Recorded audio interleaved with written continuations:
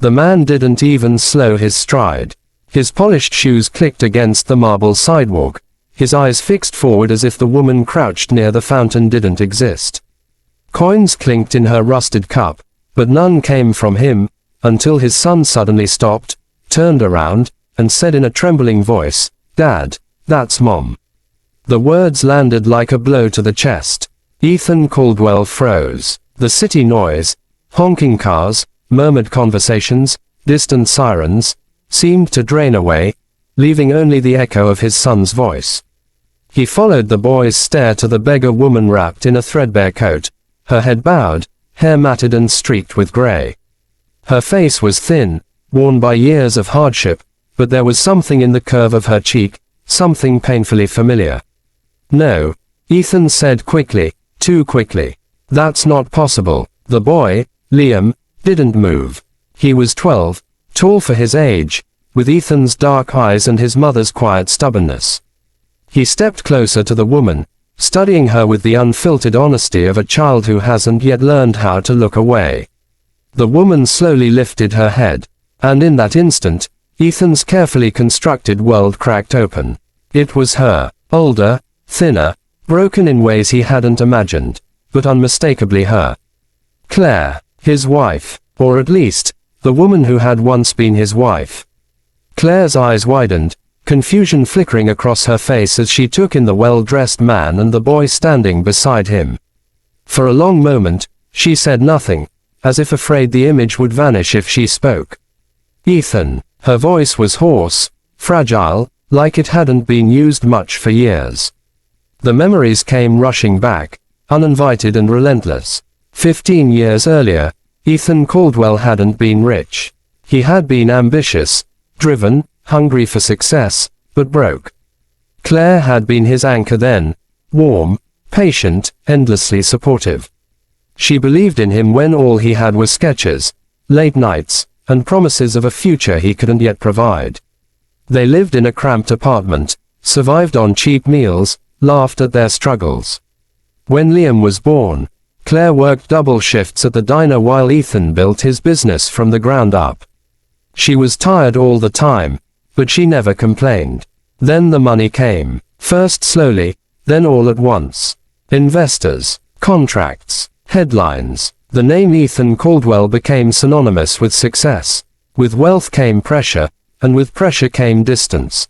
Ethan was never home. When he was, his mind was elsewhere, on deals, on numbers, on the next milestone. Claire tried to talk to him. She told him she felt invisible, that Liam missed him, that money wasn't worth losing their family.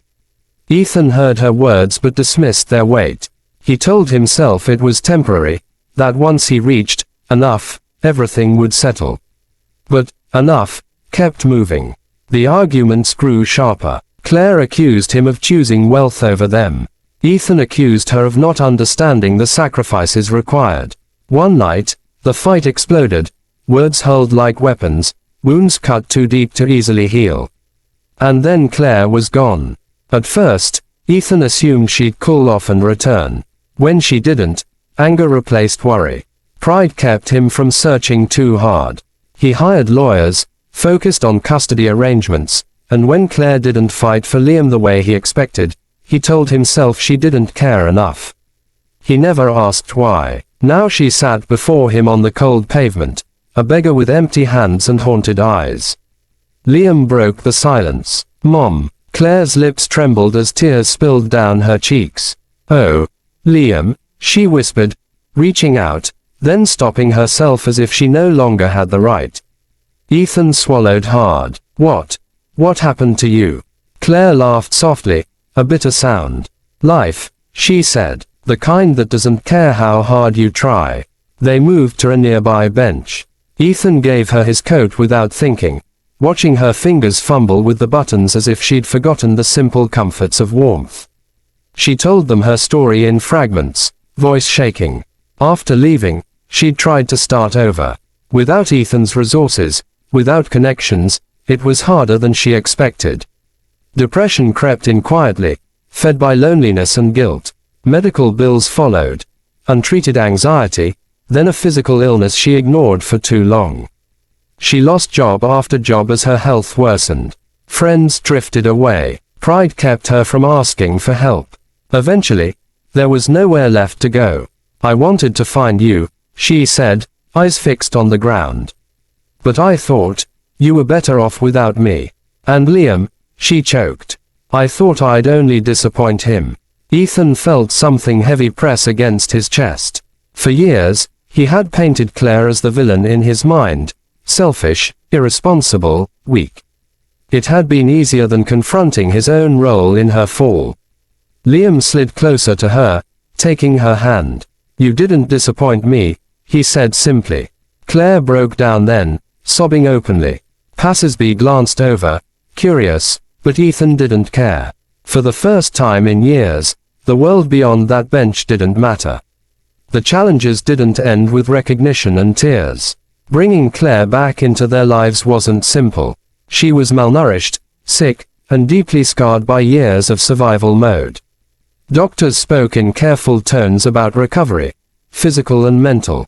There were moments she pulled away, convinced she didn't deserve help, convinced this kindness was temporary. Ethan faced his own reckoning. He realized money could fix many things, but not time, and not trust, not easily. Liam was cautious, loving but unsure. He'd grown up believing his mother left because she chose to. Now he was learning that the truth was heavier, more complicated. There were hard conversations late at night. Apologies that felt inadequate. Silences thick with regret. Claire struggled with guilt, with the shame of being seen in her brokenness. Ethan struggled with learning how to listen instead of solve, how to be present instead of powerful. One evening, months into her recovery, Claire sat in the garden behind Ethan's home, watching Liam kick a soccer ball across the grass. The house behind her was large, elegant, everything she once dreamed Ethan would build. I used to imagine this life, she said quietly. But I never imagined it without us being okay. Ethan nodded. I thought success would save us. I didn't realize it was the thing pulling us apart.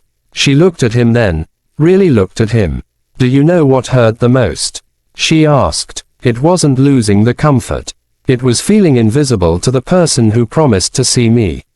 That truth stayed with him. Ethan began to change. Not dramatically, not perfectly, but intentionally. He cut back on work. He showed up. He listened when Liam talked about school, about fears, about hopes. He listened when Claire spoke about her nightmares, her shame, her slow rebuilding of self-worth. Healing wasn't linear. There were setbacks. Days Claire retreated into herself, days Ethan reverted to old habits, days Liam struggled with anger he didn't know how to express. But they faced those challenges together. 1 year after that day by the fountain, they returned to the same street, not because they had to, but because Claire wanted to. She stood where she once begged, now healthier, steadier, her eyes clearer.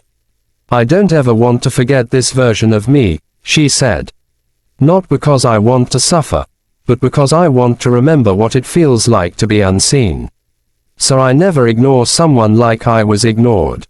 Ethan watched a man in a suit walk past a beggar nearby, eyes forward, steps fast. Without thinking, Ethan reached into his pocket, knelt, and spoke to the man instead of tossing a coin. He asked his name. He listened. Liam watched, a quiet smile on his face. The lesson had settled deep in all of them. Life had taught them, harshly and unmistakably, that value isn't measured in wealth, that success without compassion is empty, and that sometimes the people we step over on our way forward are the very ones who loved us when we had nothing. And from that day on, Ethan Caldwell never walked past another human being without looking back, because he knew how easily love could be lost, and how powerful it was when someone finally stopped, turned around, and chose to see.